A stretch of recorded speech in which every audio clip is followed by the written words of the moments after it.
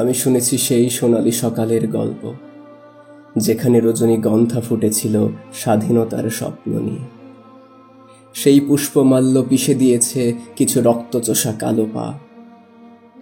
আমি গতকাল স্বপ্নে দেখেছি এক বুক প্রশান্তি, এক বুক সবুজ নিঃশ্বাস বয়ে চলেছে আমার সর্বাঙ্গ দিয়ে। স্বপ্নভঙ্গ সকালে দেখি বক্ষ পরে রক্তগঙ্গা। আমি ব্যারিকেড মানি না, আমি রাজনীতি জানি না, আমি জবাব চাই। কেন শিলাবৃষ্টি হয়ে বুলেট ঝরল মায়ের মাটিতে? কেন ছেলেরা মরল?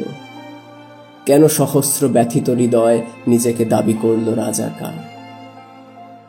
তারা এতটাই অন্ধ অজ্ঞ অকাল কুষ্মাণ্ড, তারা প্রহসন বোঝে না, তারা বুকের ক্ষত দেখে না। তারা কোথায় পেয়েছে বঞ্চিত করে বাঁচিয়ে রাখার অধিকার? এতদিন যদি বেঁচে আছি ভয়ে, আজকে না হয় মরব সুখে।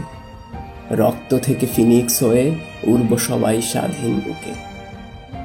আমি শুনেছি ওই লাখো আহতের অশ্রু বন্দনা, কারণ নাকি রজনীগন্ধা ফুটে উঠবে সবুজের প্রত্যাশা নিয়ে। প্রাণের দাবি মুক্তি পাবে, বাঁচতে পাবে সবাই।